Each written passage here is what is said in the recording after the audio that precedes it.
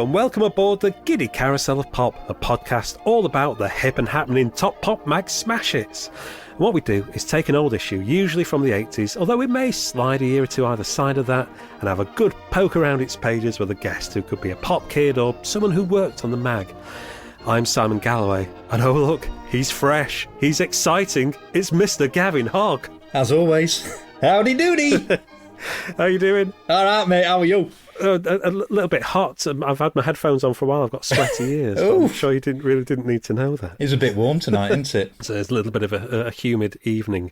So you've got a few hellos and shout-outs garnered from our new Twitter followers. I do, yeah. We've suddenly got quite a few new Twitter followers, so I'm going to say hello to some of our lovely people. We've got Laura K. Kelly, Tiny Tina, that's English, isn't it? Yeah.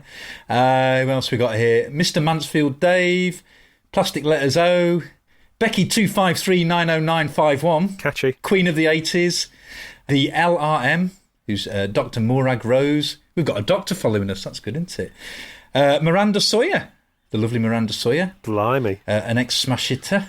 Who else we got? Sarah B. Used to work for Melody Maker, Simon Harper at One's Harper, and Chris Shaw from I Am the Egg Pod. Oh, hello, Chris. Hello, Chris. And Alan Jenkins, 96. That's just a few of our hundreds and thousands of recent followers. Well, probably about 30. But yeah. Well, yeah. I was trying to big it up, Si. Trying to make it sound more exciting. Well, thank you all for following us and everyone else who we've not mentioned as well. It's good to have you on board the carousel. And now it's time to welcome our guest onto the carousel. So hold on to your hats. It's author and broadcaster Julie Hamill. Hi, guys. Yay. Hello. Hello. Hi. All right, Julie. How are you doing? Very good. Hello, Gavin. Hello, Simon. So the issue of hits that we'll be looking at on this occasion is from the 9th to the 22nd of October 1985. And if you want to read along with us, you can do just that thanks to a couple of amazing websites, Brian McCloskey's Like Punk Never Happened and Smash Hits Remembered. You'll find links to the scans of this issue in the show notes, along with Spotify and YouTube playlists that include pretty much all the songs and artists featured in this thrill-packed issue of the mag. And you'll also find these links on our website, giddypoppod.home.blog, and over on our Twitter and Facebook feeds. Just search for the Giddy Carousel of Pop or at Giddy Pop Pod. We've tried to think of everything here. Now, before we clamber aboard the carousel, let's set the scene and find out what each of us was up to in October 1985. Julie, what were you doing back then?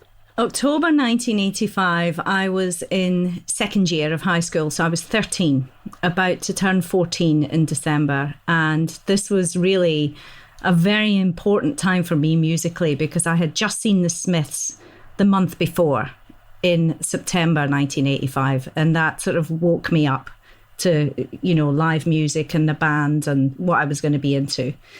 I was also into bands like the Jesus and Mary Chain, Echo and the Bunnymen, The Mission, and coming into kind of maybe a year from now, 86, 87, becoming a real goth, sort of embracing, that black heart that you need when you're a teenager.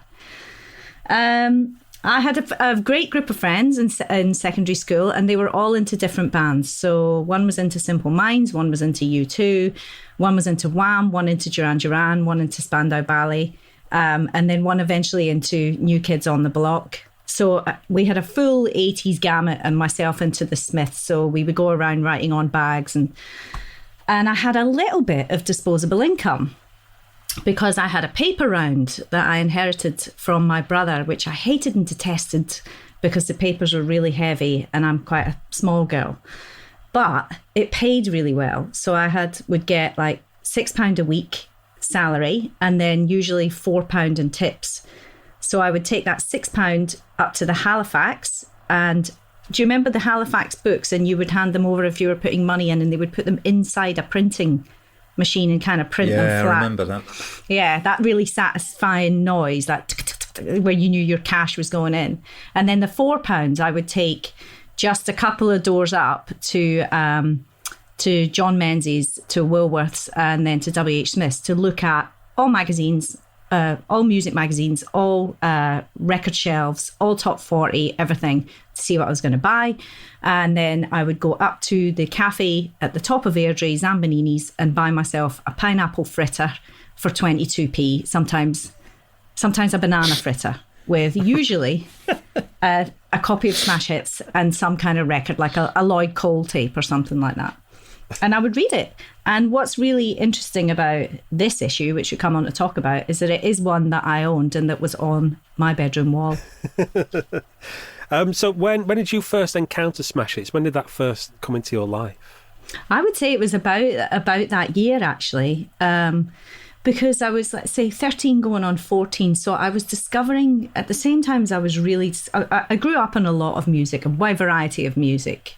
From my parents, they had everything from like Queen to the Eagles to the Supremes. My dad was in a record club, Roxy Music, everything really great, a great gamut of LPs.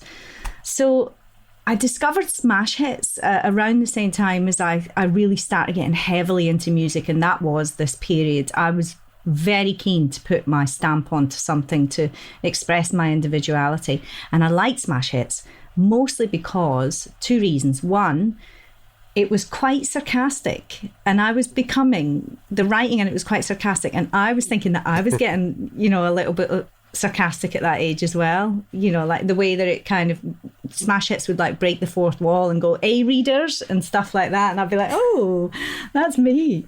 And also, God, what was the other reason I liked? Oh yeah, the lyrics. They printed the lyrics in there, and the lyrics were like so important for me to learn. As soon as I would buy a new tape or album, usually it would be a tape. And at that point in my life, I remember very vividly, I had 22 albums. I had 22 tapes, and I had decided not only was I into the Smiths, but I was into tapes. So when this came out, and I did like Dead or Alive as well. I mean, who didn't? But when this came out, I couldn't believe it. Before that, I had been reading it mostly for lyrics and also for taking out posters and for the reviews, the singles reviews, which Tom Hibbert used to do. And I ended up detesting him as a teenage reader. Why? Who did he slag off, Julie? What did he do? I kept a scrapbook, as all geeks do. And Tom Hibbert, whenever a Smiths track used to come out, I would like, so if a new Smiths single was coming out, I remember That Joke Isn't Funny Anymore came out, and I rushed to see what the reviews were, and I got to his, and it was a small paragraph, a tiny paragraph, about an inch, and it was just like, I can't remember specifically what he said. I only remember that I cut out this tiny paragraph, stuck it into the scrapbook, and spent a lot of time colouring around it and decorating it in bubbles and arrows and writing, "Tom Hibbert obviously doesn't know what he's talking about," all around the outside of it. And then going over that pen in different coloured pens so that each letter was a different colour, because I had a magic pen. Do you remember the magic felt tip that you would draw, say, a T in blue, and then you would go over it in the magic pen and it would change it to purple or something like that. So yeah, a lot of detail there in the hatred. Wow, that is deep. Sorry, Tom. That's probably the reaction that he wanted. Yes, yeah, definitely, yeah. I think he might have said, "I like your passion." I think it was good that it meant so much to you, Yeah, it did, because I was kind of an oddball at school. I had friends, but nobody else liked the Smiths at my age. I was very young to like the Smiths. So when I went to see them the month before, I had to go with the 6 years who agreed to take me. They agreed to take me to the door to see that I got in, and then I was on my own. And then they would meet me again at the end. So I didn't care. I mean, when you're 13, I didn't feel any fear. I went into Glasgow from Airdrie on the train with the 6 years. I had my Smiths t-shirt on. I had my hair. It was kind of quiffed up at the front and long at the back, because I wanted to keep that feminine side, but also identify that I was a big Morrissey fan. And therefore it was a mullet. And but it wasn't a mullet, if you asked. So I just couldn't wait to get into that gig, and I got in, and actually I couldn't see a thing. I was at the back, and I didn't realise, the whole place was swaying in the Barrowlands, and I couldn't see, but I could just vaguely see Morrissey and Johnny Marr coming on the stage, just thinking my heart was going to explode. I just couldn't. It was a real moment for me. And there was a big tall guy beside me, and he looked down and he said, "Can you see?" And I said, "No, not really." And he said, "Come on up." And he lifted me up. He put me on his shoulders, and whoa! I got to see. I know. You take your chances. I got to see the whole gig from. I mean, I was as light as a feather. I got to see the whole gig and I had the Instamatic camera that had the flashes that you stuck on the top, and I had. Oh yeah, I remember. Bracelets all down my arms and Smith's t-shirt and all that. Anyway, I was quite near the back and I was holding up the camera, taking pictures, and I couldn't believe it. I couldn't, my heart wasn't even in my body that I was actually seeing this band that I was completely in love with. And I spent a lot of time at school defending them because people attacked them constantly. Did you see that weirdo on Top of the Pops? You just don't understand him. Really, you're just too immature. Everybody slagged off the Smiths at my age. They were just not cool at all. Retrospectively, very cool. Older kids, very cool. In second year, not cool at all. So I got to see the gig, and then I got the photos developed, and there were some pictures of Morrissey, and I still got them somewhere, and kept them. They went into the same scrapbook, that the Tom Hibbert scrapbook, and basically after that, I began to become just obsessively, completely taping everything that they were on, learning all the words to every song, trying to understand the meaning behind each song. So I had these photographs, and that was kind of the birth of my love of the Smiths, which is, I still go and see Morrissey now to try and recreate that high. I still get that high, but just before he comes on stage, it's like I'm 13 again every time, every single time. I should get really excited. I'm not on anyone's shoulders, but anyway, years later, about 30 years later, this gig, Glasgow Barrowlands, September, the Smiths, 1985, emerged on YouTube. And I was watching it and I just couldn't believe it. And I was like, I think I might be on this somewhere. And because I was on somebody's shoulders and everybody else was tall, there weren't really that many people on shoulders. So actually, if you watch the YouTube, I'm there. And you can see me at the back. And you can see all the bangles down my arm. And you can see me in my camera.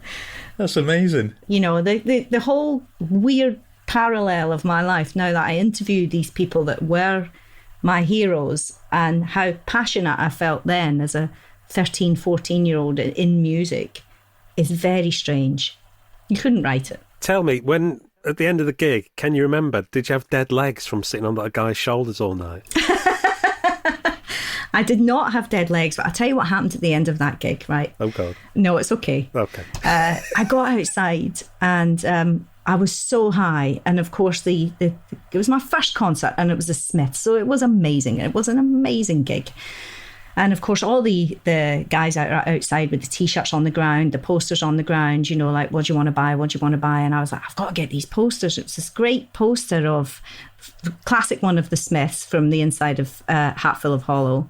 Then there was another one of Morrissey kind of dancing in his shirt, sort of weird, kind of peculiar shadow. And then there was a third one of Johnny Marr, and it was 3 posters for £2. So I bought those posters and I just couldn't wait to get back to High Street Station in Glasgow and get on the train and get home, get my posters in safely and get them on the wall. And as I was walking along to get the train, there was this, I heard some screaming, and there was this coach started to drive by, and it was the Smiths, right, on the coach. And I was like, who's that? Oh my God, that's Johnny Marr. And it was Johnny Marr and Mike Joyce on one side of the coach and Morrissey and Andy on the other. And I was on the opposite side of the road, so I was on the Johnny Marr side. And Johnny Marr waved to me. I was on my own, this little girl, my Smiths t-shirt, my little posters, compared to everybody else, very small. And Johnny Marr waved and gave me a thumbs up. Thank you, Johnny. Oh, isn't that brilliant? What an end to the first gig. Yeah. That's fantastic. Anyway, smash hits. Smash it. Oh, is that what we're here for? Gavin, where were you at in October 85? So I would have been 15 and a half, just into my last year, O-level and CSE year at school. And regular listeners may remember that sometimes my teenage diary covers the years, and you're in luck, because this is one of them years. So, I love this. So October the 9th, 1985, there's big news afoot, Si. Frisbee got thrown onto a roof by a bloody fourth year. Had a prefect's photo taken. Going to town on Saturday with Brian and Dave. Thursday, October the 10th, got Frisbee back. Did some makeup in drama, which was fun. Got a letter back from BBC. I have no idea what that letter was.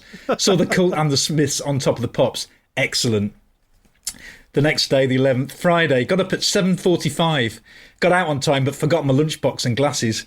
I played golf in games. Some random stuff. Very importantly, October the 12th, on Saturday, went into town with Brian and Dave, as discussed previously. Bought the boy with a thorn in his side and trousers. Mum felt bad and I had a headache. I don't know what was going on there. And then the following week, I was on a field trip to Conway in Wales, a geography field trip.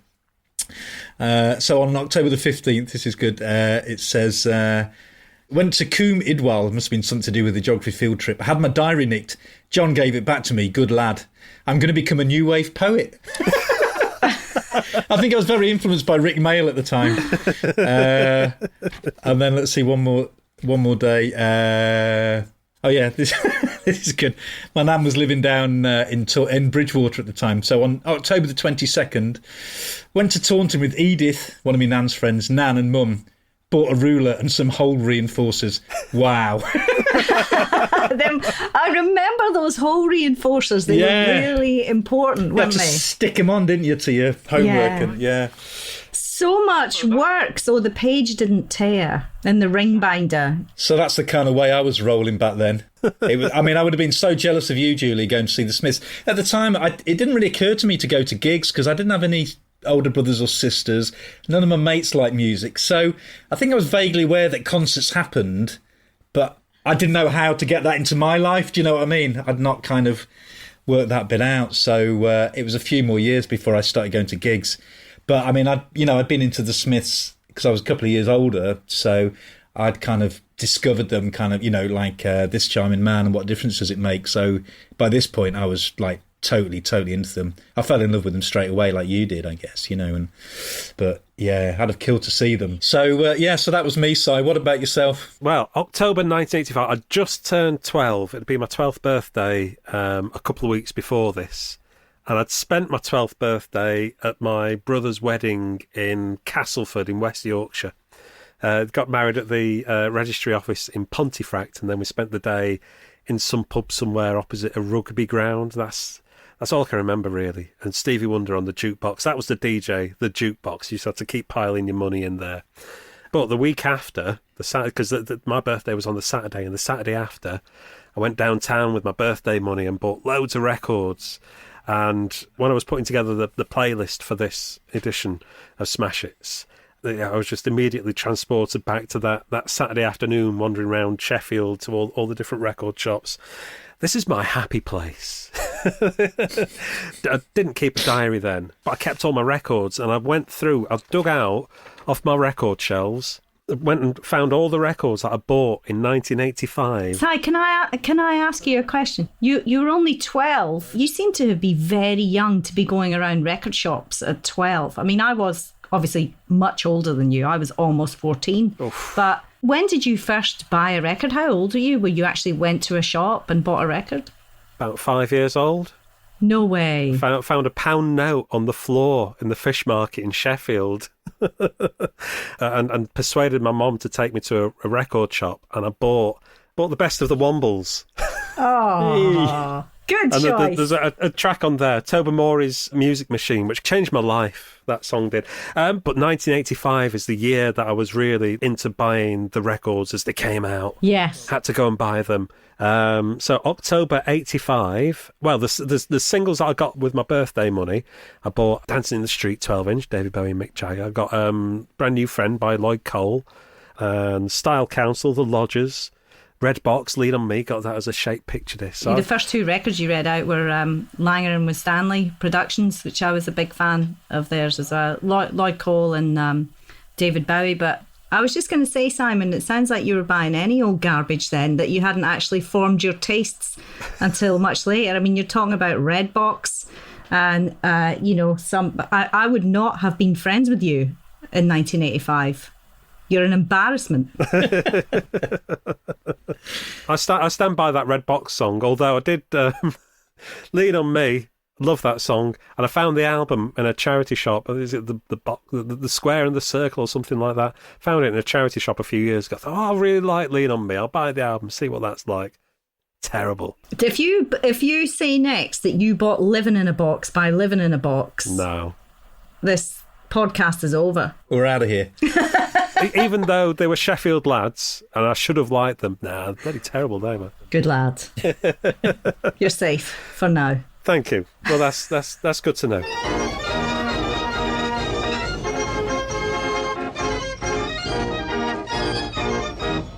So we have gone back to the 9th to the 22nd of October 1985, 43 pence for this issue of Smash Hits. Hit songs by Madonna, Elton John, Sade and many more. Posters, let's see, there's a few posters in here. Billy Idol, Paul Weller, Simon Le Bon, but on the front, gracing this cover, and I think the reason that we're here recording this right now, Morrissey and Pete Burns, or Pete Burns, the very odd couple. Yes. I think that would have drawn a lot of people in, and we'll talk about that a bit more when we get to the feature. But let's just get stuck into the mag, shall we? And have a look at bits. Anything leaping out to you, Gav, from these first few pages on the old bits? From the old bits, let me have a look. Well, we've got Balaam and the Angel, who I've got a bit of a story about them because they were Midlands lads. They were from Cannock. And they were sort of a bit of a... Julie, you must remember them, I guess, being a bit of a gothy type. Yeah. Balaam and the Angel? Yeah. They were. We called them Balaam and the Angel, but they were on the fringes. Balaam and the Angel. Balaam. Balaam. And I suddenly remember today that either because I lived in Solihull, so I had a hairdresser. And it was either my hairdresser or my mum's hairdresser knew them, and they knew that I liked music and records. So they said, I'll get you a signed record. So I was like, free signed record? Yeah. So I don't know where it ended up. I must have got rid of it at some point. But not long after this issue came out, I got a gatefold 7-inch with their signatures on. I remember getting the album that they brought out because they were on Virgin, and there was quite a lot of money pumped into them. I don't think they ever really did anything, and I know they're still gigging now. But so that was funny seeing them again. That had been a while. And next to Balaam and the Angel, just kind of to the left, there's a band called Fever Tree. And I was just looking at the woman from Fever Tree. She's called Adele Nozadar. And she's a writer now. She's got a book published by HarperCollins. It says she's long been fascinated by the power of symbols and visual signs, which led her to the formal study of alchemy. And she wrote a book about symbols and signs. I mean, this article is about her being a bit of a witch, and it says she's descended from a long line of witches in Yorkshire. So it's not your typical Smash Hits fare, really, is it? But I quite like that you've got a Yorkshire witch in there, along with Balaam and the Angel, and, along with everything else. So they were the things that kind of jumped out at me. And also Drum Theatre get a mention again. We've talked about them once or twice before. We have indeed. I mean, going back to Balaam and the Angel, it's going on about how they got their name and some convoluted story about the Old Testament and stuff. Oh, yeah, the donkey. And yeah, I thought they just named themselves after stops on the tube, just Balaam and the Angel, Angel Islington. Because when I used to live in London, I used to see those on the little underground map and go, oh, that's that band. I never knew what they did. I never liked them. I didn't like their look. I thought one of them looked like Tapau, one looked like Wurzel Gummidge, and the other one like Gary Newman.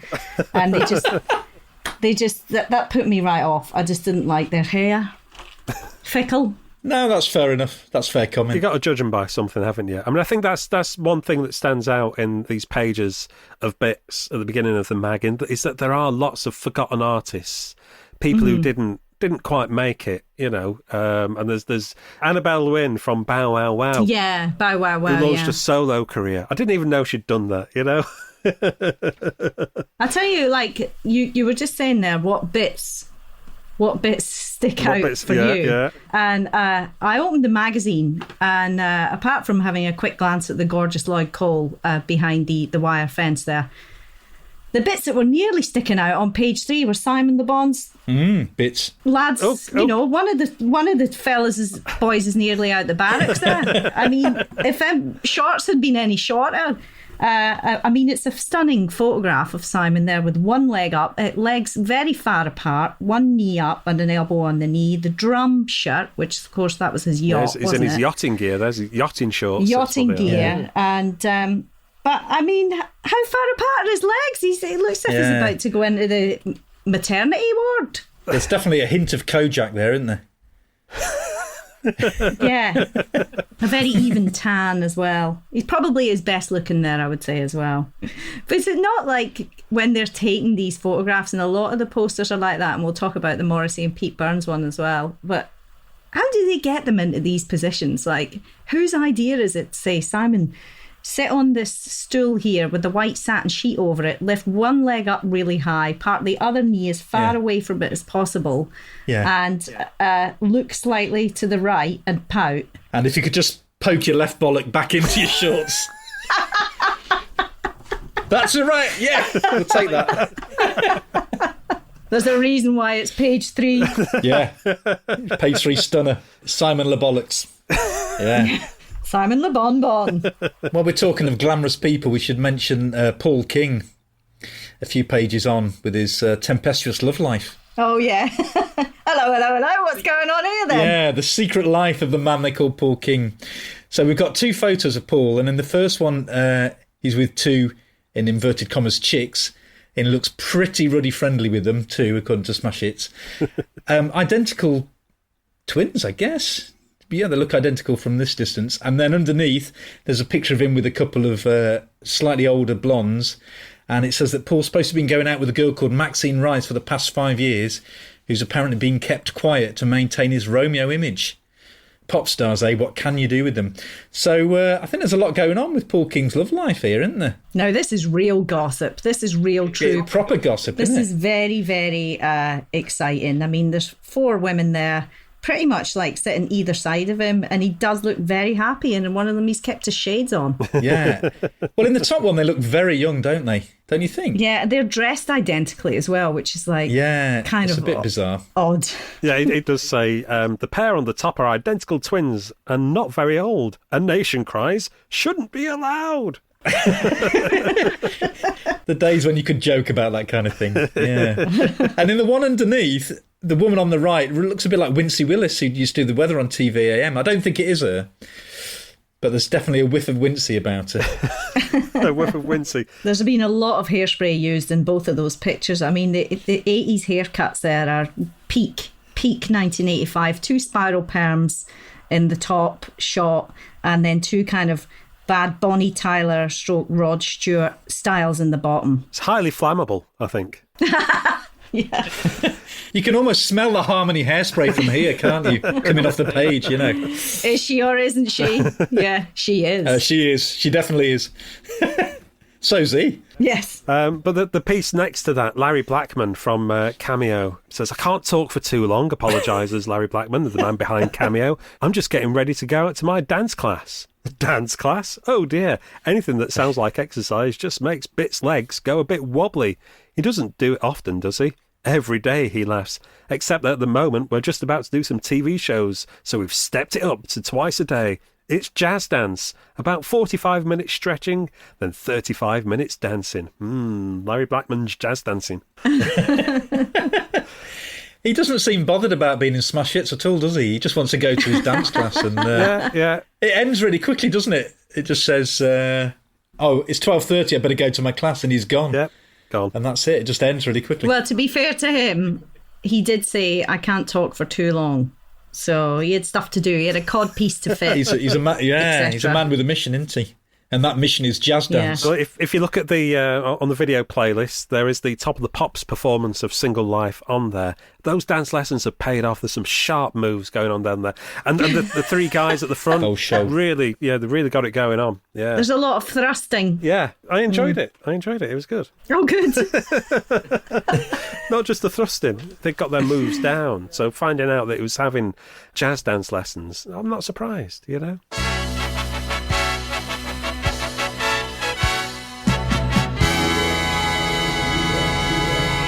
Well, let's move on to the main feature, shall we? Pete Burns and Morrissey, a friendship made in heaven. So, was this a friendship that was known about prior to them appearing in Smash Hits together? Do either of you know? I had no idea. So when this came out, I remember being kind of quite taken aback because I know, Julie, you said you liked Dead or Alive at the time, but I think probably not that many Smiths fans would have liked Dead or Alive and vice versa, because musically they were very different bands and they seemed to stand for very different things. Spin Me Round was out and Stock Aitken and Waterman were producing. So it seemed, it still seems quite strange now that, this relationship they had. But at the time, I think, for me, I was very shocked. I was kind of delighted because it was so funny and strange. But it was a surprise. Was it for you? I was surprised and delighted to see that, and I felt like even Smash Hits were surprised as well, because there's one question mark and two exclamation marks in the headline. The Very Odd Couple ? We never knew about that ! And the front cover, as is a theme with these pictures, is it Paul Cox, the photographer that took these shots, is Morrissey's always looking one way and Pete Burns is always looking another. So never actually looking at each other in any of the pictures. So again, it's been that setup in the shots where it's like, okay, which way are you going to look, Morrissey? I'm going to look straight ahead. Okay, I will look up. All right, okay, got that, click that. Yeah. And then you go through the whole feature. Which way you look, Morrissey? I'm going to look up. Okay, I will look to the right. And then every picture they're looking, never in the same direction, not ever. And I just wondered what the thought process was behind that. Perhaps because they were such different friends. But I was surprised and delighted to see that they were friends, because I did think at that point I knew a bit about Pete Burns because he was Nightmares and Wax, and Dead or Alive had been around, in the Liverpool scene for a good few years. And Pete Burns was already an eccentric. He was already a well-established pop star before he even in the underground scene, before he even got to Stock Aitken and Waterman. I did like You Spin Me Round as well. I thought it was great. But he kept his kind of goth look, even though he moved into full-blown bubblegum SAW pop. And I always thought he was definitely a bit strange. So when I found out this issue of Smash Hits came out and I saw that they were pals, I was delighted. Completely, could not wait to read the article. And the article doesn't disappoint, because it's got this, are they friends or aren't they friends? The whole thing sort of stringing the way through it. They're clearly trying to outdo each other. They're trying to out-funny each other. They're trying to impress each other. Well, I sent him flowers. Well, I sent him a bigger bunch of flowers, And it's like both being very camp, flirty, but obviously Pete's married at that time to Lynn. And, she's like, what do you want to eat? Do you want a cheese sandwich? And then you get the detail, which is another thing I really loved about Smash Hits, is that they always told you what people were eating. But you've got this sort of weird dynamic where you don't know whether they're flirting, whether they're friends, whether Pete has seen Morrissey and thought, there's another eccentric, there's another unique one-off artist in this decade. And I think Morrissey had seen Pete and said, and kind of looked up to him a little bit. I think that they looked up to each other a little bit, and I think that really comes across. Yeah. But I think it, like you said, it kind of almost begs more questions than it answers, doesn't it, about the nature of their friendship and what the story behind this article is. Because I don't remember anything after this, really, to do with Morrissey or Pete Burns, whether they fell out. And like you said, the nature of their relationship it's not very clearly defined, because at some points, it seems like they're almost lovers, sending each other flowers, Pete Burns stalking him on tour, phoning up all the time, having blazing rows. It seems like quite a tempestuous relationship in some ways, even though Pete's married. And you just think, what's going on, and what exactly is the story here, you know? But it's so funny all the way through, and like you say, they're just trying to out-camp each other the whole time. But I feel like it could have been a friendship that maybe lasted 2 weeks, but was a very intense friendship, and that that's kind of smash hits. Like, I could be totally wrong, but like smash hits really nailed the absolute like center of it. You know, jumped in on it and went, look, those two appear to be. It's not 2 weeks, obviously, because he followed him on tour, but the idea that these two people are friends is kind of mind blowing. It's kind of like two eccentric icons coming together to make a sort of very strange friendship. And the way that and don't want to over intellectualize this article too much or flatter the writer, but the way that the whole thing is kind of branded is perfect. The photographs are perfect because they're never looking at each other. The way they're trying to outdo each other is perfect. The whole art direction of it and the front cover and the headline is actually perfect because, as you say, it begs curiosity, but it doesn't actually give you any real conclusions about whether they were great friends or not. It's very Morrissey then, in that case.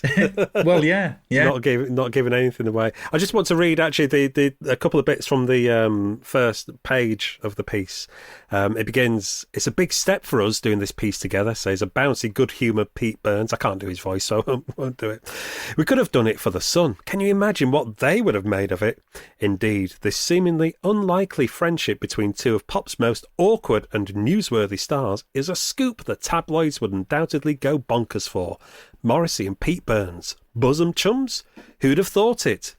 I know people who think, my God, what can Pete see in Morrissey, says Pete. Yes, says Morrissey, and I know people who think, what can Pete see in Morrissey? The pair dissolve in laughter. Quite clearly, they adore each other. But why? I mean, Pete goes on to say, doesn't he, I think Pete's thing with Morrissey is he likes the fact that Morrissey doesn't play the game at all and he just disappears for weeks at a time when he needs to. And although Pete, I guess, was a very strong character and very much his own person, but I think he played the game a bit more. I get the impression, whereas I think he likes the fact that Morrissey, once he's had enough, he just shuts the door of his flat and no one speaks to him for, until Morrissey's ready to enter the world again, That Totally. seems to be what Pete likes in Morrissey. Pete is such an interesting character anyway. If you read Wayne Hussey's book, you find out a lot about Pete in his Liverpool days before they became this version of Dead or Alive. But he was having stand-up rows in the street with like Courtney Love. He could make mincemeat of anybody. He was you did not take on Pete Burns. He had a bacon slicing tongue. He would rip you to shreds. And I think that because Morrissey was so outspoken even then, Morrissey was outspoken from the word go. And had an album out, Meat is Murder, everything like that. Wasn't shy about talking about his views on the Queen, the royal family, everything. Or even, Live Aid or Band Aid when all that happened. Said it was an abomination. And I think that Pete would have probably have laughed at that and found that quite curious and found kind of an affinity with Morrissey as one who stood out on Top of the Pops. Because Pete Burns, even though number one, he totally stood out. It didn't make any sense. Dead or Alive didn't make any sense. They looked like goths, but they were making essentially disco music. And he stood out and Morrissey stood out. So when they were on Top of the Pops and you had all these other acts like, Kim Wilde, Bonnie Tyler, whoever, Whitney Houston, and then you would get something like the Smiths or Dead or Alive, it was a real set-up moment. So no wonder, really, they kind of, were pulled together in a friendship. Yeah, kind of two outsiders coming from different places, but still very much on the margins and eccentric characters. Mm-hmm. And they met in the Top of the Pops toilet as well. It tells us what a great place to meet. Morrissey says, I thought it would either be a black eye or it would be heavenly harmony. And then Pete says, he came up and spoke to me, which was a brave thing to do. So I decided to be polite to him. And from then on, we struck up a friendship that's been enduring. Before I met him, I thought he was a malicious little prat. Sometimes the things he says about other musicians are so strong. Morrissey has no mercy, you see, and that is where we differ. I'm a lot more charitable than people would expect, but he's not. Although, Julie, you were saying, clearly in his past he wasn't always quite so charitable, but... No, so it was actually brave for Morrissey to approach. I mean, it would have been a challenge for Morrissey, and I think Pete might have been quite endeared by that, knowing of being very self-aware, of his own reputation for any other pop stars who went near him. Another factor maybe the Manchester-Liverpool thing, because obviously they're two cities only 30 miles apart, but there's a lot of rivalry between them. But the fact that they got over that with there's no mention of it at all in this, so I guess that wasn't a factor. But I was just thinking about that the other day, because often, like I say, between Manchester bands and Liverpool bands, there's a real, kind of like a, maybe not a hatred, but a very strong rivalry. Yeah, it doesn't come into it, does it? I mean, I think what does come into it is how they're sort of competing with each other in this article. In a weird way, in an interview, they're agreeing but they're disagreeing, and they're teasing and they're taunting and they're trying to get one up on each other. And I think there's one part in here that says, Pete says, "See, I've met my match tongue wise." And I think that's what it is. It was a challenge both for Morrissey as an oddball and Pete as an oddball. To say oddball, I mean a unique, eccentric, beautiful person. They were a challenge for each other, and I think that they needed that, and they enjoyed it because everything else was bland. And I guess they wouldn't be afraid of standing up to each other. And as we know, it says they had a great big stand-up row on the phone a few days before. Yeah, I guess they probably liked that in each other, that they could just be themselves and not have to tone anything down. Yeah, anybody that stood up to Pete Burns had to be quite brave. Plus, one had what the other one really wanted. They're both quite similar eccentric characters, but one had what the other one really wanted, which was a number one. Morrissey really wanted a number one all the time. He was obsessed by the charts, checking the charts all the time, as we were as well, the three of us checking the charts, see what number things were at. So was Morrissey. And he wanted a number one. And I suppose in his mind, he'd be like, well, he looks a lot weirder than I do. He's got a mad black hair. He wears a pan stick on his lips, inch thick of makeup, one strand of hair coming down. Doesn't, clearly isn't a goth. Used to be a goth, isn't a goth now. He's got a number one. Why have I not got a number one? Like I can just imagine the thought process that, but of course, Morrissey would have never have gone with Stock Aitken and Waterman, and rightly so. Can you imagine? I know.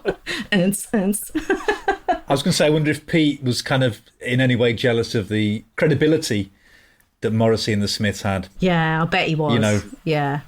Much more authentic, incredible music, you're right. And Pete's was produced right up the wazoo.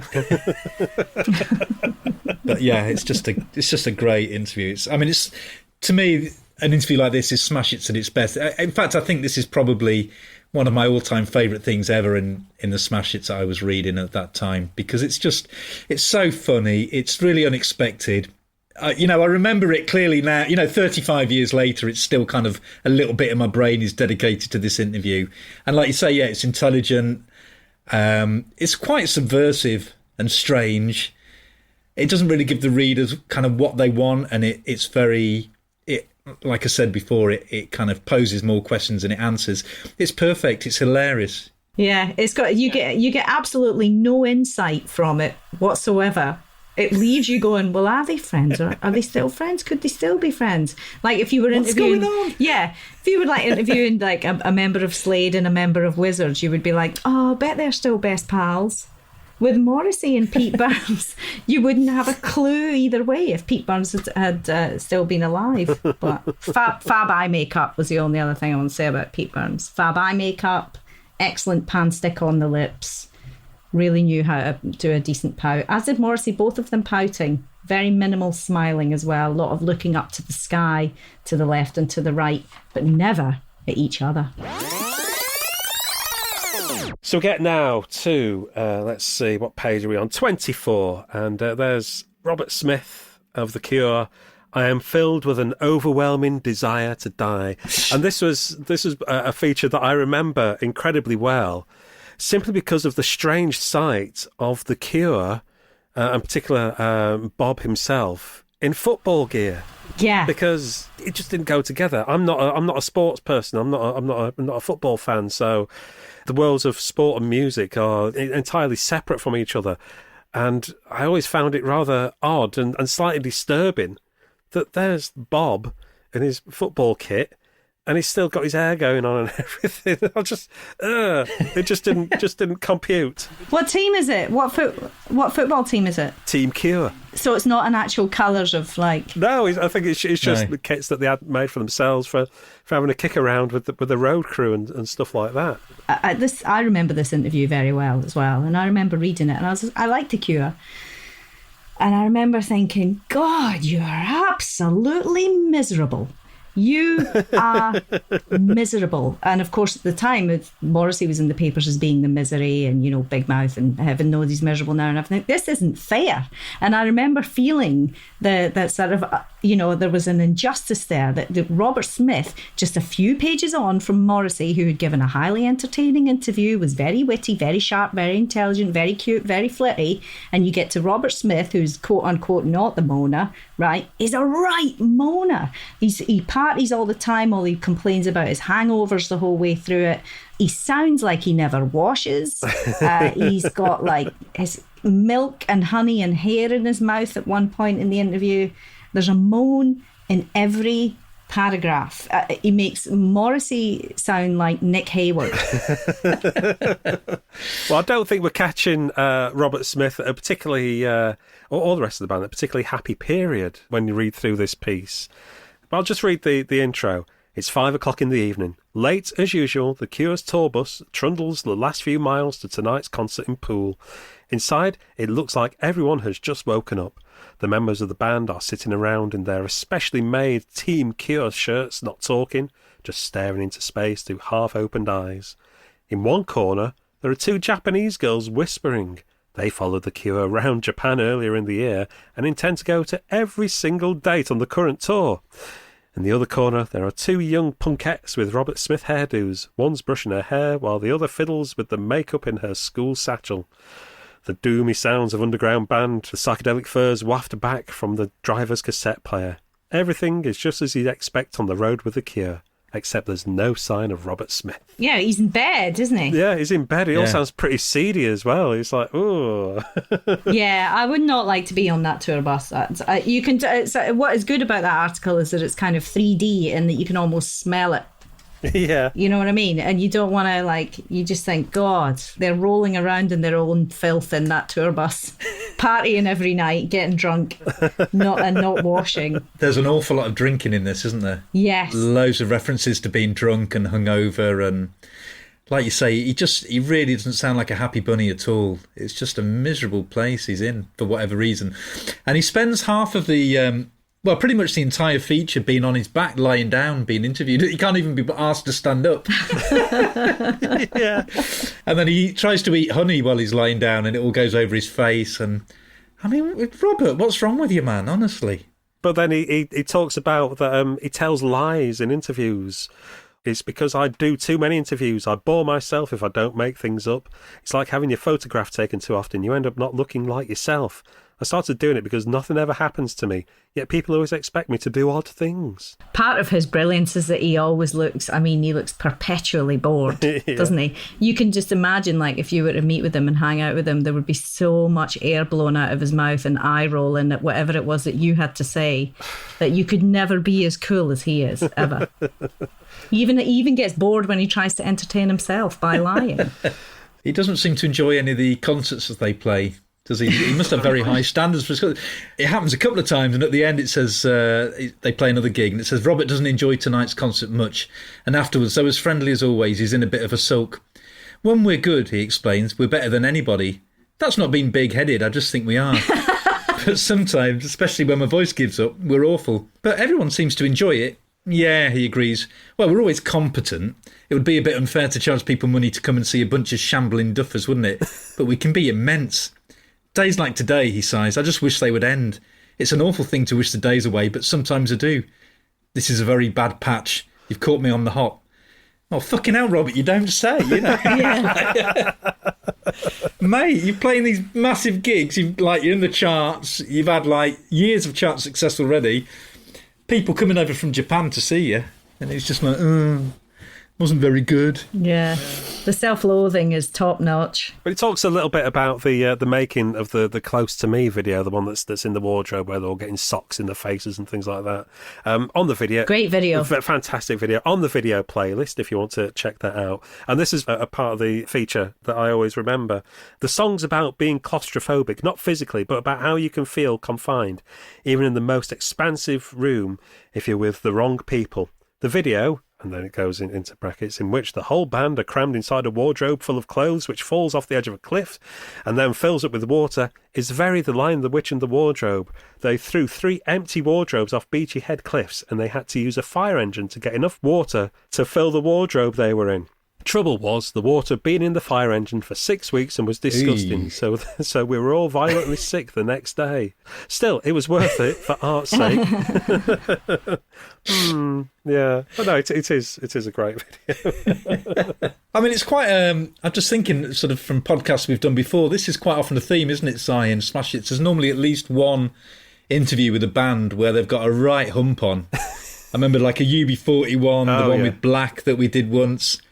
Yeah, and I think there's another one or two we've done where, for whatever reason, the band. Oh, the Mission one that we did last time. You know, no one was happy then, and it seems like every issue of Smash Hits, there's a band that are properly depressed and fed up and don't want to be doing this anymore. 5 go to Disneyland. Pooh Bear wanders by with a pot of honey on his head. Shoals of artificial fish splash merrily in a nearby lake. Donald Duck sings and prances to a terrible disco dirge. And 5-star climb aboard a roller coaster to deepest outer space. What is going on? William Shaw investigates. Not an article I would have read back in 85. I would have skipped right over this. 5 go to Disneyland is kind of perfect though, isn't it? I mean, the innocence and the purity of 5-star, they were always so pure in their pop, real lemonade sound. And to take them to Disneyland, where they're so smiley and happy and kind of childlike, is kind of perfect, really. Enjoying themselves and the teacups, spinning around, dancing. I mean, it would have been a very different article if it had been like 5 go and see Napalm Death or something like that. Like that would have been a bit more. What about Morrissey and Pete Burns go to Disneyland? That would have been good. You know, that would have been hilarious, yeah. One thing that made me laugh about this, because we talked before about Pete Burns and Morrissey trying to outdo each other, and there's a bit where the members are going on the rides and they're giving it scores, and Delroy goes on It's a Small World, and he says Delroy duly awards it 10 points out of 10, and then Steadman goes on the famously terrifying Space Mountain. It says Steadman gets off with a manic grin and gives it 100 points out of 10. And I was like, yeah, he's trying to outdo his brother there, isn't he? I'm not going 10 I'm going 100 out of 10. Dolores comes off the teacups. It's 1,000 out of 10. They are in California to do some work. That are promoting whatever the latest single was at the time in the USA, and appearing on a TV show with Paul Young and Alison Moyet. So. I mean, they were a massive band at this point, weren't they? They were absolutely huge. Super catchy pop. I remember when System Addict was out, and we had an English assignment to make. We had been taught about. I mean, I was living in Airdrie in Coatbridge, which is up in Scotland, which is the highest heart attack rate for diet and, a very low life expectancy age. Anyway, in second year of high school, we were being taught about alcoholism, and can't think why. And the teacher was like, okay, so now your assignment is to write a song about alcoholism in any which way form you would like to. Okay, these are your groups. She put us into the groups, and I remember our group, and I even remember the words, like, instead of, I said, why don't we take System Addict and we replace that with alcoholic, never can get enough. So we had a very strong chorus for our, don't drink message, but some very poor verses. But even now I remember that. If I hear System Addict now, I'm like, alcoholic, Never can get enough. Did you have a dance routine to go with it as well? Oh, definitely. And I like to sing it as I pour wine down my neck. Oh. Cheers, everyone. Let's have a little look at RSVP, shall we? The page where people write in to get pen pals. Julie, anybody that you would have picked out there? Maybe put pen to paper? Yeah, oh, definitely. I mean, if you want like a capture of what life was like in 1985, this is absolutely the best, most honest page. Just fantastic. It literally transported me back more than the music, just the writing, everything. But I would have written to Simon Pinder. My name is Simon Pinder and I'm a gothic boy, age 15. An older man. I would like to hear from boys or girls of any age, worry, preferably into groups like The Cure, The Cult, Frankie Goes to Hollywood, Susie and the Gun Club. Hope to hear from you soon. Write to blah, blah, blah, blah, blah. I won't give his address in case anybody wants to write to him. But yeah, a gothic boy. Also, there's a theme in here where you either love heavy metal or you hate it. So there's... And I don't know if you guys get this every time you do this podcast, but there's somebody who will come on and who will be like, I'm into every kind of music except heavy metal. And then a couple of columns down, you'll see, I don't know what everyone's problem is with heavy metal. I love heavy metal. And it's always specifically about that genre. Is that a theme that you found in reading back these old issues? Definitely. Yeah, I think the people that liked heavy metal didn't really like anything else. And then people that like chart music, or even like some slightly alternative music, but they all hated heavy metal, whether they were kind of alternative or disco or pop. No one else seemed to like heavy metal apart from metalers, and that was it. Do you think the metalers would have been reading Kerrang at that point? Yeah, I mean, in every issue of Smash Hits, there's always something for the metalers, whether it's a gig review of White Snake or, you know, a little piece on Guns N' Roses or whatever. I think they tried to keep Smash Hits a very broad church, so there'd always be something. But you're right, you'd think if you were really into metal, you'd think Kerrang would be your natural home, wouldn't you? Really. Mm. But metalers, I remember there was a metaler in my class at school, Pat Close, who was really into Van Halen. And actually, he was also very defensive about his taste in music as well. And we would often have a kind of stand-up row, simply because I would go, "Oh, you like Van Halen?" And he would go, "It's Van Halen. It's Van Halen, that's how you pronounce it. It's Van Halen." And I would walk away like muttering, "Van Halen. Van Halen!" like come after me like the most annoying little brat. But yeah, but I don't. The heavy metalers I found more stranger than goths. Actually, you a couple of metal. Yeah. No, I'm not a metaler. No, I think Si. Did you ever have a metal face? My sister had a metal face, so she did it for me. All right. I mean, one letter here that stood out to me. The very first one. My name is Pete, and I'm 20 years old. Which you think for Smash Hits, that seems quite old, doesn't it? Mm. He says, I'm into U2, Simple Minds, The Cure, The Cult, and most chart music. So come on, all you females, get pen to paper and don't be shy. Someone in Edinburgh, not that far from you there, Julie. Does he give his surname? He doesn't give his surname, sadly. No, he's just Pete, 20-year-old Pete. So it feels like he's kind of using RSVP for something a little more... extracurricular, should we say? But I don't know. He's certainly trying to, rouse up a response, isn't he? So come on, all you females. I mean, you can kind of like... Nothing dodgy here. I'm only 20. It's fine. You might be 12 or 13. I mean, you can see him sort of punching the air as he's like, come on, get writing. But that's the thing in this. It's like wanted females, males, it's all that kind of thing. That's the language that's used throughout that made me laugh a bit. But this one here, tall, tanned blonde wants tall, tanned male, urgently, must tolerate eurythmics and rubber plants. So I'm wondering if that was a typo and should have been rubber pants. I don't know. Or Robert Plant. Or Robert Plants. That's Louise. That's Louise in Qatar. Or Robert Plant's rubber pants. I mean, we just don't know. That's a very specific brief. I mean, they're really... narrowing down the responses there. Must tolerate eurythmics. I think that's quite good language, actually. I don't know. I would have never have tolerated any eurythmics and still won't. I like John. John's got his own disco. Oh, Hi, my name is John. I'm 19 years old. I run my own disco. I like most types of music, so if anybody, anywhere, any age has got 5 minutes to spare, write to John Bond, 43 Camden Road. Yeah. 19 and a bit desperate. Yeah, anyone, any age, please, someone. I love the Captain Sensible sunglasses in the advert underneath as well. £3.50 with gold frames and smoke or mirror lenses. They're great, aren't they? Did you ever buy anything from these adverts? Because I did. And I mean, to look at them now, they are bare illustrations of what you might get. They are black and white drawings of black canvas jeans, bondage trousers, jumpers and PVC jeans. It's not just any jumper, it's a holy mohair jumper. True. Very religious jumper.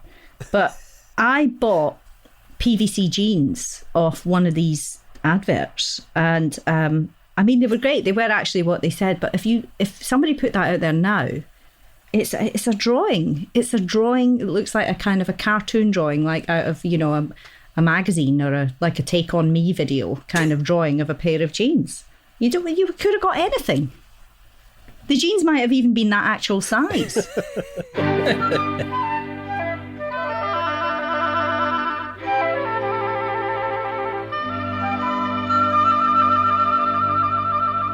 Shall we have a look at Lloyd Cole? Oh, yeah, let's definitely look. Doesn't kiss people very much, hates worms, once threw it right outside his headmaster's office. Now, reading this piece, he seems quite game, but I don't think he's necessarily being asked the right questions, and the piece doesn't seem to quite take off in that kind of smash it style, and the writer's trying very hard, but not quite getting it. And like I said, Lloyd Cole's game, he's up for it. He's gone down Portobello Road, he's posing around, but I don't know, there's just something about the piece that doesn't quite hit the mark. I don't know what you thought. Yeah, I had thought exactly the same thing when I was reading it, that you can tell he's trying to give funny answers and be quite silly and very much in the smash it style. But for whatever reason, it's whether there's no follow-up questions or whatever, it just seems like he's really trying, but it doesn't kind of at any point light the touch paper and really kind of take off. I'm not quite sure why, but the questions themselves are quite, I suppose, a bit bland, a bit one-dimensional, and kind of, I don't like this one, like, what is the most horrible thing about your body? And that's the second question in the interview. Lloyd isn't even allowed a warm-up here. It's like, where's home? This is question number 1. Question 2, what's the most horrible thing about your body? And God bless him, he's really confessional about it, and he's like, my spots. And then I thought, ooh, reading it, I didn't know Lloyd Cole had spots, but he says you might not be able to see them, but there's a lot there. I carry one of those spot sticks around with me so I can attempt to hide them. Those on his spare tire. So he's quite confessional there. But then I went back to the image and zoomed in on his, and I can see a few spots on that perfect face of his, that perfect skin. But he's covered in pan stick, which he probably borrowed off Pete Burns, because Pete Burns used that on his lips. But very handsome. But also, later he says, they're like, who would you like to read? I can't remember the question. Oh, if you weren't Lloyd Cole, who would you be? Yeah, Jackie Collins. What a great writer. What? I mean, he's writing songs about reading Norman Mailer. And he says he'd be Jackie Collins. Kind of another little aspect of Lloyd that I didn't get. The pictures are very sort of Athena style, aren't they? Yeah. I mean, he's got a fantastic look, Lloyd Cole. He still looks great. He's very much a good-looking person, even with his little polo neck and his satchel on his shoulders, kind of studenty cool look. And then he puts his glasses on and he still looks like, yeah, I fancied him. I think we better turn the page. Let's have a look at the singles reviews now, shall we? Review by Vicky McDonald in this one. She's not liking the stuff very much here, is she? She's not into it. She's not feeling it. She makes The Long Riders, Looking for Lewis and Clark, single of the fortnight. Can't argue with that. It is a storming tune. And the other thing that she seems to be rather keen on is a single by somebody called Keenan, Water Sport, which just sounds like when I've listened to it, sounds like a really lame Dead or Alive rip-off. But then she's dissing Prince, She's not too keen on the communards. Yeah, but to be fair, that Prince pop life is terrible, so I do agree with her there. It's like, so she's got the whole smash hits, like, again, it was that thing I was talking about, smash hits, when they introduced sarcasm to a younger audience.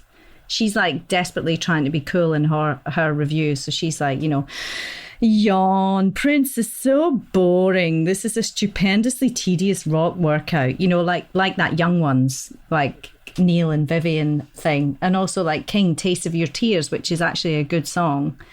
The first 3 times I heard this piece of jangly 60s la la la whimpery, I had to check the sleeve to remind myself who the group was. It was that unmemorable. It was like an unnecessary cruelty where she's like ready to slice into anything that she listens to. Madness, Uncle Sam. She says, I'm not entirely sure what they're going on about, to be quite honest, but it sounds almost as bad as going to see Uncle Disgusting. Oh, great song that as well, Uncle Sam. I love that. And there's a thing that runs through it where it's almost like she's trying to distance herself from the rest of the people at Smash Hits. It's mentioned a few times, isn't it, where she talks about everyone else at Smash Hits liking something and she doesn't, like Grace Jones. She says, everyone at the Hits thinks this ultra-smooth and slick jazz-tinged ZTT production number is a work of unparalleled genius. She's talking about Slave to the Rhythm. And then she says, everyone except me, that is, he thinks it's all gloss and no substance, so there. And the same for Mark Almond. She says, she's talking about love letters. It says he's known as the boss around these parts, actually.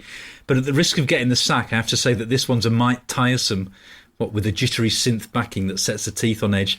So it feels like she's really kind of out of step with the rest of what the staff might be liking, And I don't know if she's doing that, whether it's a personal thing or just a musical thing, or whether there's some office politics going on or what, I don't know. But it's kind of, I think it's a strange tack to take that she keeps mentioning that everyone else likes this, but I don't. I don't know. It's unusual. But it is quite a teenage thing to do that, isn't it? It's kind of like when you're trying to sort of, I'm going to differentiate myself. And I'm like, well, you all like Duran Duran, but I hate Duran Duran. Well, she did write Glittering Shards of Sepulchral Majesty. It's another reappearance of the Shimmering Shards. We need to mention as well Arcadia Election Day, which was Arcadia were one of Duran Duran's 2 splinter groups. There was Power Station, which was the Taylors, and then Arcadia were Simon Le Bon Bon and Nick Rhodes. And Vicky doesn't like it. She says it's about a zillion times better than the Power Station, but then what isn't? One wonders how long the various Duran factions can keep on putting out this lacklustre stuff without going completely down the dumper. And the reason I wanted to talk about Election Day as well is there's a fantastic video that's on the playlist, and if you've not seen it, you really need to. I think it might be peak 80s because it's got a massive budget. It's Simon Le Bon and Nick Rose being very po-faced and pretentious and trying to do some proper serious acting and sashaying around the place. There's loads of like meaningless symbols and stares between characters in the video and billowing Saturn, and I don't know what the hell's going on. It's preposterous, but I mean it's great. Have either of you two seen it? I've seen it. Yeah, it's brilliant. I saw it at the cinema in 1985. It was a supporting feature for Back to the Future. And they showed that first, and we were like, whoa. Wow. I mean, I love that song anyway. It's got Andy Mackay from Roxy Music playing sax on there. And I think Duran Duran were always at their best with the art rock stuff. And this is like art rock with a capital A. Yeah. It's just fabulously pretentious and ridiculous. And you can just see the cocaine just kind of like drifting, the powder just drifting up from everybody's, all these supermodel looking types who's kind of wandering around. It's like, Nick Rhodes' hair in it is just absolutely massive. Oh, it's magnificent. He must have had scaffolding to support his head, Sensational. Did you spot a little cameo from William Burroughs in there? No. Oh, he's the fella, the old fella. Oh, right. There's an old fella. It cuts to him twice, quite close together. I'm like, was that William Burroughs? I didn't spot that in 1985 when I was 12. I didn't really know about William Burroughs then. But I was watching it the other day. I'm like, well, hold on a minute. So, yeah. Yeah, just Googled as the video was starting to make sense and up pops William Burroughs. That video makes no sense at all. You can imagine the discussion in the room. Like, let's storyboard what we want. Election day. And, I want some entrances of, beautiful supermodels. And I would like a lot of focus on my hair. I would like some symbolism.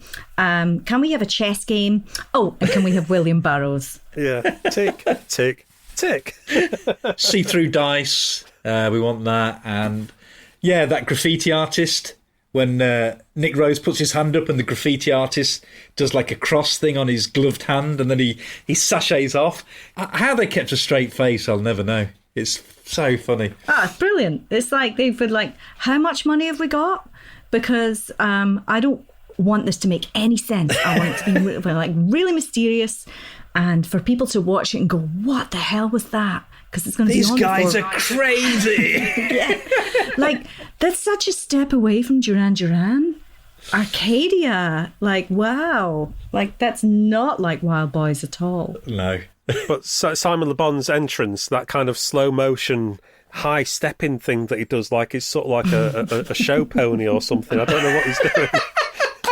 Doing dressage. Yeah. And he did it on the top of the Pops performance as well. He comes down these steps with his espadrilles on. He's trying to keep his bollocks in. Yeah, he went commando for that, and he has to move carefully. Oh, the detail you get on this podcast. So, as I was saying, if you've not watched the video yet, please go and watch it. It's very, very good. You won't regret it. Did you guys see the... I'm looking at the page now on page 72. When I was flicking through the magazine to do this, I literally had to stop and just admire this page. And I started drooling because it is a beautifully photographed Walkman. The blue Walkman, Sony Walkman. A WM22. Yeah, complete madness in it. To give you that sort of, that as if you're listening to it, it could be yours kind of feeling. Fantastic looking set of headphones that did not have an orange cover on top. And at that very expensive price of $29.95. I cannot tell you how much I desired to have a Sony Walkman, but I couldn't afford it. I could only get either an AWA, which was always breaking, or one earphone was always breaking, and the headphones were always, again, orange, which in time wasn't very goth. And it was an object of desire, the Walkman. Did you guys have one? I had an Iowa as well. Yeah. Yeah. I wanted one, never got one. I had and still have a 1982 Sanyo personal cassette player. Weighs an absolute ton, takes 4 batteries. It's got a belt loop on it, so I used to put it on my belt and walk around. I'm so envious. I had a strap which I wore over diagonally over the top, opposite to the paper bag. So what was the best delivering newspapers soundtrack then? Oh, the Smiths' first album. Yeah, that is the sound. I wrote an article about it for some online website called The Sound of the Paper Round. And actually, the article goes through walking down to the first track, the weather being very cold, me cracking puddles with my shoes, the resentment I felt about having to collect the papers first and then deliver them, and then goes through the whole album. It would take me that whole album to deliver papers, sort of folding them, putting them through doors, rushing when it got to Miserable Lie, going slowly, and then when it got, I need advice, I'd start come on, I need to finish this now, I need to finish the paper round, I need to get these through the doors, so, and then just getting sort of slowly to the end of the album, then I'd be finished, and go in and be covered in newsprint all over my fingers, my face, everything, just trying to get these papers out of the bag. Plus, it was very dark in the mornings in Scotland then when I was delivering the papers, so the very kind man that ran the paper shop said he had a treat for me one day. He said, I've got a treat for you because it's very dark outside, and he pulled out this luminous orange reflective bag, and I was like, what is that? And he was like, it's your new paper bag so that, if you're in pitch black, people can see you. So I had to pretend that I was grateful, put the papers in it, get my old paper bag and put the luminous orange one inside it, and then walk around with 2 bags, loads of papers, dump all the papers, then dump the outside bag, and then take the orange bag back to the shop. It was very complicated process trying to be cool, even though there was nobody on the street at 7 o'clock in the morning to see me anyway, and not anybody that would have cared. But you cared, Julie, and that was enough. I still do, Gav. Damn that orange bag. Are Depeche Mode cracking up?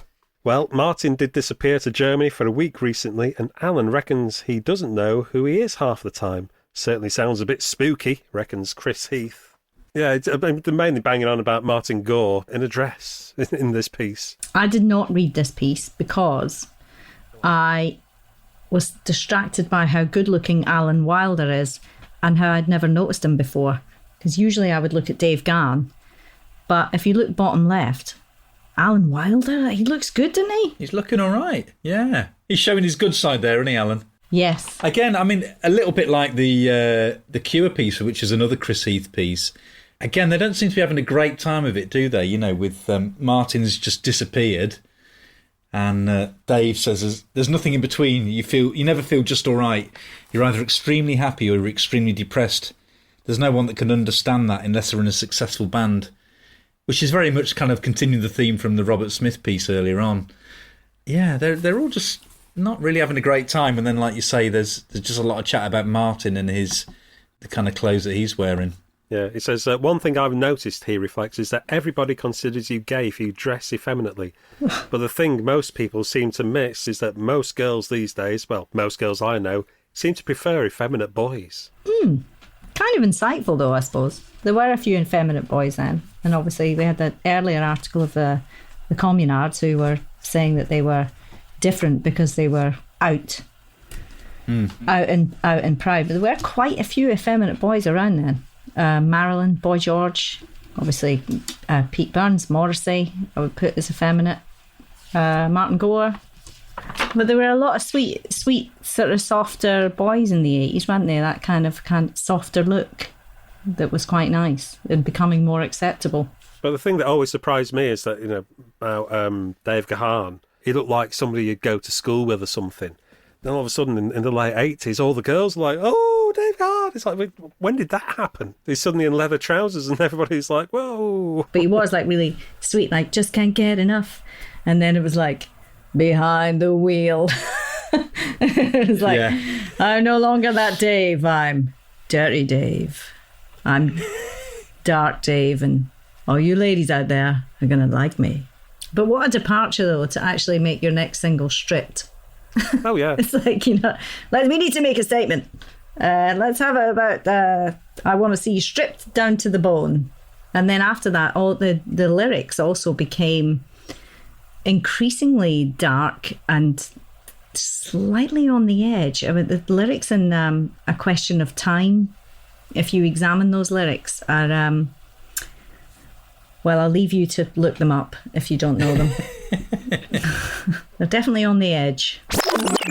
And who's on the back? Billy Idol. But how white is his face? And the rest of his body looks really brown. And why has he tucked his hand into his boots? Well, he's got to put it somewhere. Well, yeah, but he could be on the outside of his boots. Is it really chilly in the studio, do you think? Well, maybe he was thinking, oh, these boots are a bit bigger, but I can get my fingers down there. Oh, we should take the photo. Oh, you did used to do that, though, when you had wellies on. Yeah. Everybody did that when they had wellies on in the winter. You could put your whole hand down the front. That's what Billy's doing. So the other strange thing about this is because he's got a black leather jacket on and black leather trousers, so it makes it look like his left arm is really, really fat. It kind of blends in with his leg. He's got one massive fat arm. I know what he's doing. Because you wear boots like that, you're going to be wearing 2 pairs of socks, aren't you? And one of the pairs of socks is falling down. You know how they do. And it's usually it's usually the first sock. So you have to put your hand down in the outer sock to get to the inner sock. That's what he's doing. He's feeling for the sock. Yeah, it's that sock that's gone down under the heel. Yeah. Yeah, I'm just going to pull that back up. There we go. Is it okay if I just hold this sock, guys? I'm just going to hold the sock up while you take the picture. With me fat arm. Oh, fantastic.